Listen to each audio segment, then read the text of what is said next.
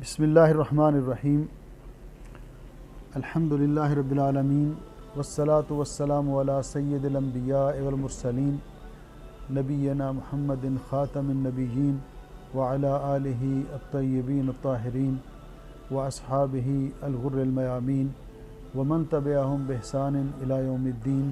اما بعد، معزز سامعین و ناظرین، السلام علیکم ورحمۃ اللہ وبرکاتہ. عید الاضحیٰ کے موقع پر بھی اسی طرح نماز ادا کرنی چاہیے جس طرح کہ نماز عید الفطر کے موقع پر ادا کرنے کا ہمیں حکم دیا گیا. اللہ رب العزت نے فرمایا فصل لربک وانحر، اپنے رب کے لیے نماز پڑھیے اور قربانی کیجیے.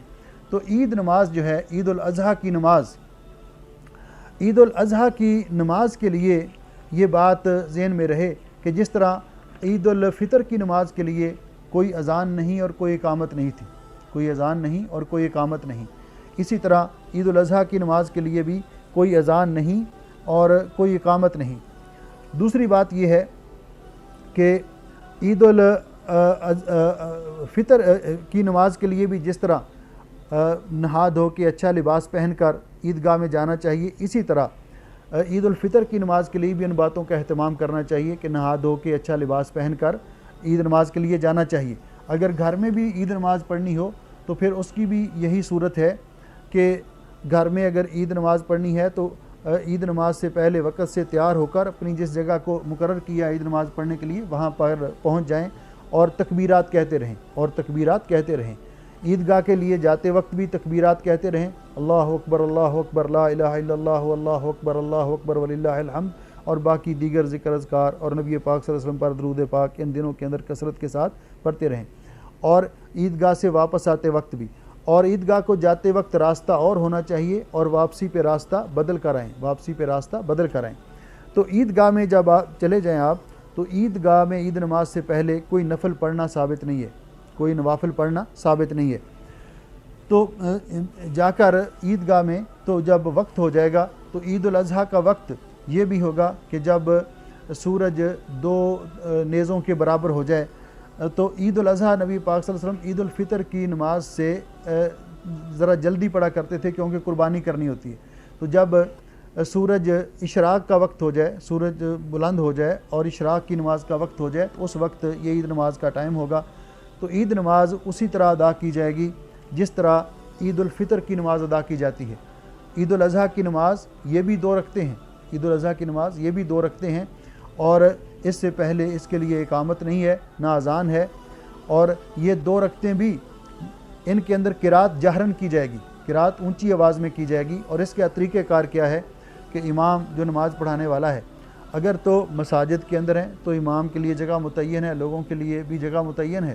اور اگر گھر میں نماز ادا کرنی ہے تو گھر میں پھر صف بندی کا اسی طرح اہتمام جس طرح ہم نے عید الفطر کے بارے میں بتایا تھا کہ اگر گھر میں باپ بیٹا ہے اور وائف ہے اور بیٹیاں ہیں تو باپ بیٹا دونوں برابر میں کھڑے ہو جائیں گے، اور وہ آگے پیچھے نہیں کھڑے ہوں گے بلکہ برابر میں کھڑے ہوں گے، پاؤں سے پاؤں اور کندھا سے کندھا ملا کر.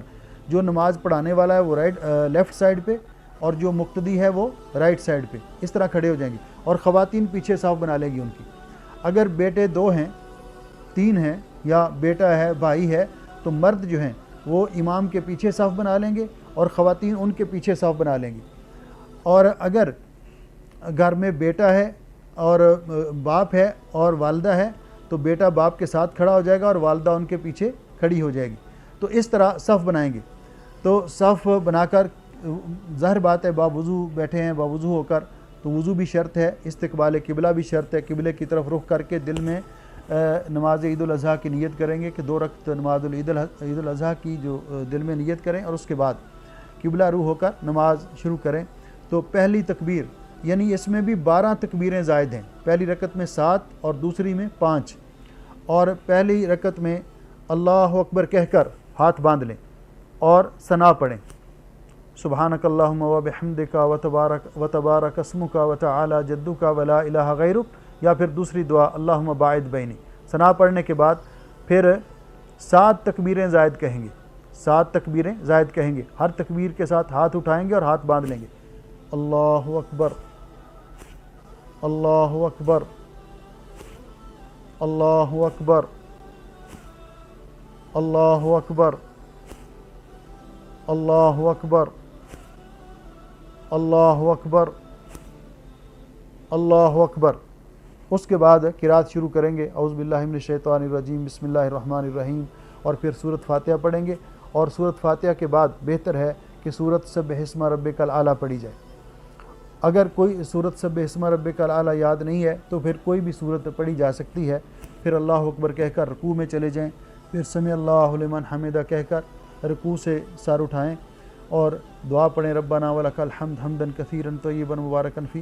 پھر اللہ اکبر کہہ کر سجدے میں چلے جائیں، سجدہ کرنے کے بعد پھر اٹھیں اور 2 سجدوں کے درمیان والی دعا پڑھیں، پھر دوسرا سجدے کے بعد اٹھ کر بیٹھ جائیں اور پھر کھڑے ہو جائیں۔